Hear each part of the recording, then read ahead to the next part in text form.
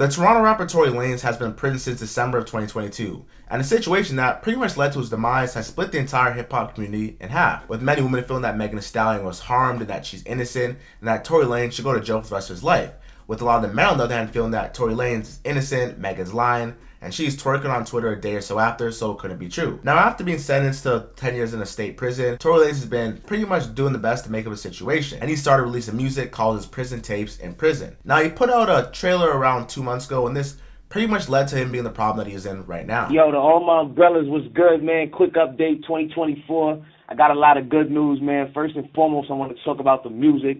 After about 20-something to 30-something fuck-ups and mistakes, me and my engineer have finally figured out how to record music over the jail phone and still keep the quality as professional as I had it on the street.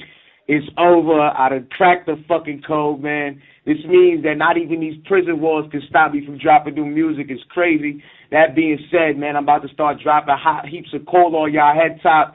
You know what I mean? I'm dropping the all-new Free Tory playlist. It's going to be updated every week with new music that I'm recording from prison in real time. You know, this is the first of its kind, and although God has already showed me that this moment is only temporary, it speaks testimony to the fact that no matter where they put me, they can't lock down my spirit, my ambition, my soul, my passion, nor my destiny. Umbrella, I'll be home very soon. But in the meanwhile, Free Tory playlist on the way, you heard? Tory Lanez let his Umbrella family know that he was working on putting out higher quality music and music while behind bars.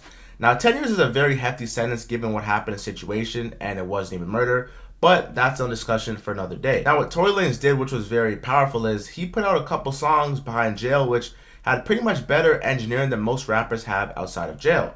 Now, given the fact that Tory Lanez is being scrutinized for obviously being in a situation with a woman that was domestic violence, people have generally just not been feeling Tory Lanez at all. Now, Tory Lanez has been releasing music, recording, and giving game and almost helping a lot of people in jail with their legal problems because he knows stuff about the outside world. Now, Tory Lanez is a very controversial rapper for many reasons, and one of the controversial reasons is because the many conspiracies surround his name. Now, the first one being that when he left Interscope Records to form Umbrella Records, his own label, Roc Nation allegedly tried to sign him, to which he declined.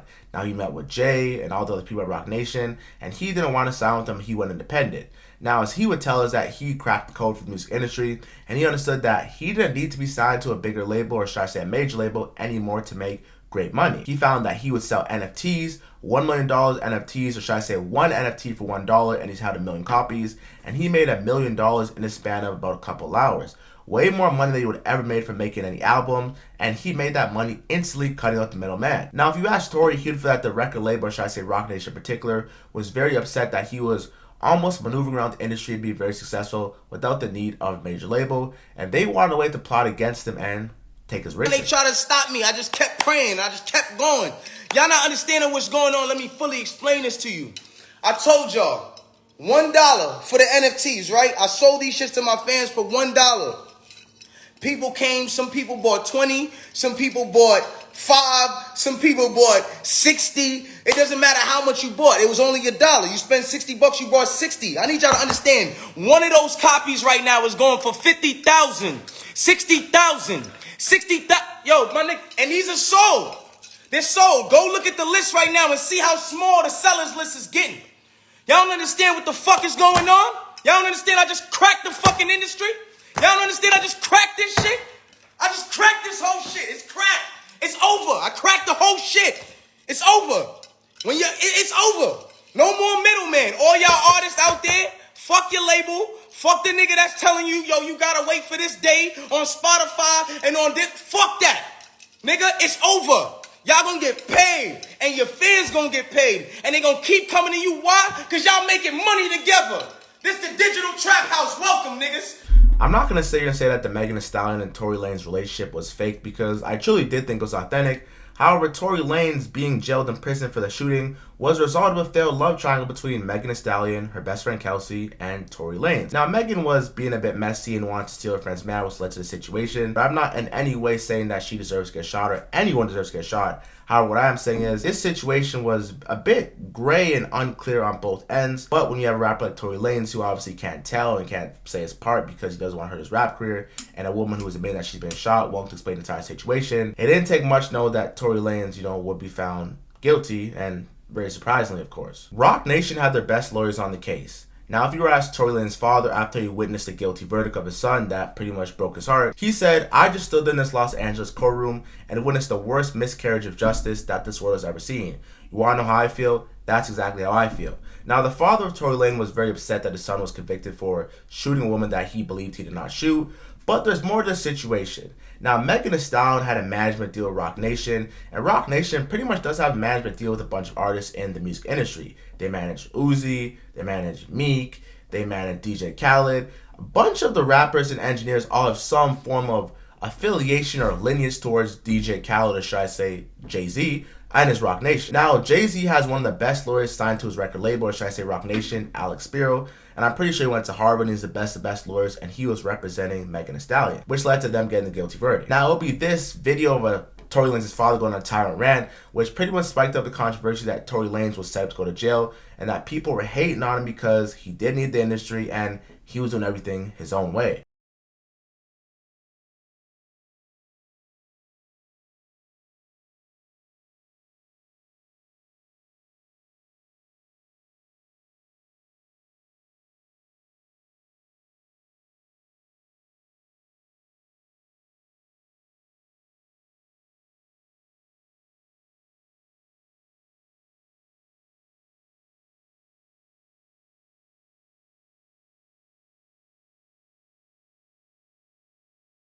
The Tory Lanez trial seemed very botched from the beginning, given the fact that one of the main key eyewitnesses, who was Megan Thee Stallion's bodyguard, was all the way over in Qatar watching the World Cup, who was conveniently away at the time of the trial, and almost the only sober individual who had no really personal interest in the story and would have told 100% true story. Now, the second person being Kelsey, who was Megan Thee Stallion's best friend, and they of course are no longer friends, and she took the stand and pleaded the fifth because what she said was going to incriminate herself involving the shooting of Megan Thee Stallion. Now, do I think that Tory was 100% innocent?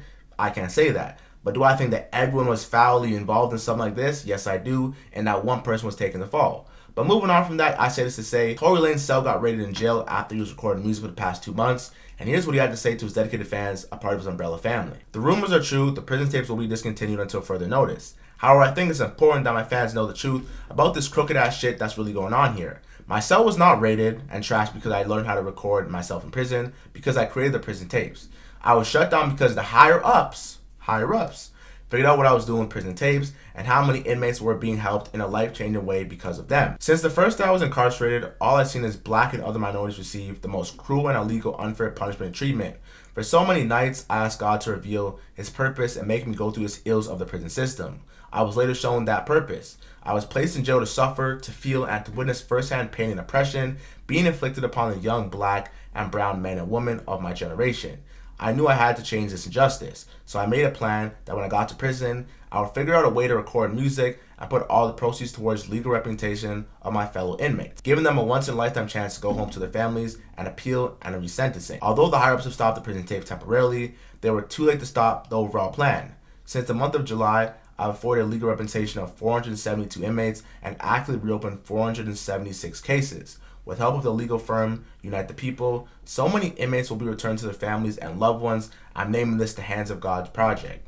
Lastly, they know I'm a threat and they don't want me saying or doing anything, so if anything happens to me, just I went on the blaze of glory trying to revolutionize in the end of a mass incarceration era on our people. One rapper in particular has been not afraid to support Tory Lanez during this troubling time, and that rapper is Drake.